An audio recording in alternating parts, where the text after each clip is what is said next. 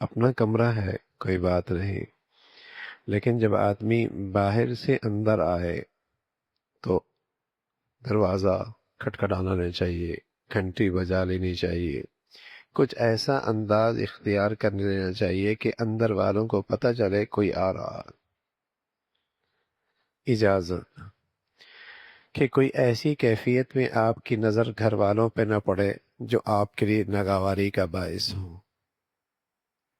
یا کوئی اجنبی آدمی آ رہا ہے کسی گھر کے اندر تو وہ بھی اجازت لے کے، یوں نہیں کہ بغیر پوچھے اندر داخل ہو گیا۔ اب تو یہاں گیٹ لگ جاتے ہیں، لیکن پہلے دیہاتوں کے اندر تو یہ بھی نہیں ہوا کرتا تھا کہ بس صرف باؤنڈری لگی ہوتی تھی، اور بس اوقات باؤنڈری بھی نہیں لگی ہوتی تھی، کھلا گھر ہوتا تھا۔ تو ایسے موقع پہ بغیر اجازت کے نہیں، اور جب اجازت ملے تو سب سے پہلے انہیں مانوس کرنے کے لیے السلام علیکم، السلام علیکم۔ یہ اللہ کے نبی صلی اللہ علیہ وسلم نے احادیث کے اندر بھی اس کی تلقین فرمائی ہے، اور قرآن میں کے اندر بھی اس قسم کی اجازت لینا واجب ہے کہ آدمی جب کسی اجنبی کے گھر جائے تو اجازت لے کے جائے، بغیر بتائے، بغیر اجازت لیے، بغیر اسے یہ احساس دلائے کون ہے کون نہیں، یوں ہی اندر نہ داخل ہو، اندر والے کس حال میں ہے۔ پھر یہ ہے کہ اندر داخل ہونا، اور ایک ہے اندر نظریں ڈالنا۔ اندر نظر ڈالنا بھی ایسا ہی ہے جیسے اندر داخل ہو گیا، اس لیے حکم ہے ایک طرف کھڑا ہو جائے، دائیں طرف کھڑا ہو جائے، بائیں طرف کھڑا ہو جائے، نظر بھی نہ ڈالے، اس لیے کہ اصل تو نظر ہی ہے، اسی کے تو تحفظ اور حفاظت مقصود ہے کہ گھر والوں کو کسی ایسی حالت میں نہ دیکھے جو شرم و حیا کے خلاف ہو۔ وہ کس حال میں گھر والے، گھر کی عورت ہے۔ اچھا، یہ حکم مردوں کے لیے بھی ہے، عورتوں کے لیے بھی،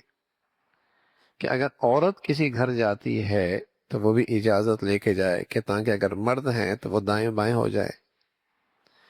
اور اسی طرح اگر مرد داخل ہوتا ہے تو جو نامحرم عورتیں ہیں وہ ایک طرف ہو جائیں۔ تو جیسے قرآن میں عام طور پہ خطاب مردوں ہی کے ہوتا ہے، اقیم الصلاۃ، مردوں کو خطاب ہے، عورتیں داخل ہیں، آتوا الزکاۃ، زکوٰۃ داخل، اس میں عورتیں بھی داخل ہیں، کتب علیکم الصیام، تم پہ روزے فرض ہیں، اس میں عورتیں بھی داخل ہیں، وَلِلَّهِ عَلَى النَّاسِ حِجُّ الْبَيْتِ مَنِ اسْتَطَاعَ إِلَيْهِ سَبِيلًا، عورتیں بھی اس میں شامل ہیں۔ تو ایسی یا ایھا الذین آمنوا کے اندر مرد ہیں یا عورتیں ہیں، اجازت سبھی کے لیے ہے۔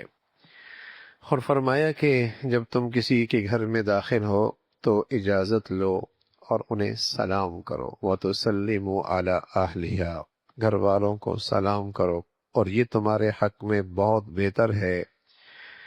جو تاکہ تمہیں اللہ نے تمہیں بتلائی ہے بات، تاکہ تم اس پہ عمل کرو۔ ہاں، کسی گھر میں داخل ہو رہے ہو اور پتہ ہے وہاں کسی کی رہائش نہیں ہے، اور تمہارا وہاں کوئی کام ہے، تو ظاہر ہے گھر تو کسی کی ملکیت میں ہے نا،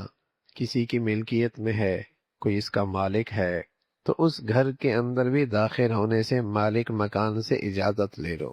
جو اصل اس کا مالک ہے، اس کی اجازت کے بغیر اس گھر کے اندر بھی داخل مت ہو۔ اور فرمایا کہ جب تم کسی کے ہاں جاؤ اور اجازت مانگی اور تم سے کہا جائے کہ ابھی آپ تشریف لے جائیں، ابھی مشکل ہے، تو برا نہ مناؤ، ہو سکتا ہے وہ اسی حالت کے اندر ہو، ایسی کیفیت کے اندر ہو، ان کے لیے ملنا مشکل ہو، ان کے لیے کوئی عذر ہو، ان کے لیے کوئی پریشانی ہو۔ اس زمانے کے اندر تو ایسا بھی تھا کہ لباس بھی پورا میسر نہیں ہوتا تھا جسم پہ اوڑھنے کے لیے، تو کوئی ایسی کیفیت ہو کہ وہ اس وقت ان کے لیے آپ کے سامنے آنا مشکل ہے، اور وہ کہہ دیں ارجعو، لوٹو، واپس چلے جاؤ، تو فرجعو، لوٹ جاؤ، وہ ازکا لکم، یہ تمہارے حق میں بہت بہتر ہے،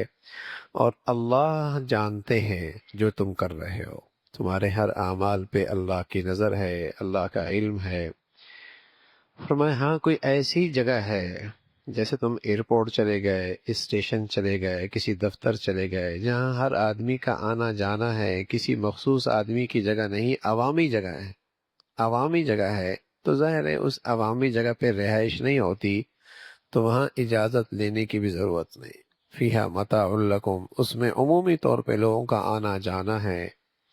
اور وہاں کسی کی انفرادی اور جسے کہیں کہ ذاتی زندگی ڈسٹرب نہیں ہو رہی، اور اس کی نجی زندگی متاثر نہیں ہو رہی، اور اس کی پرائیویٹ زندگی پہ کوئی اثر نہیں پڑ رہا، اس میں تم اجازت لے لو۔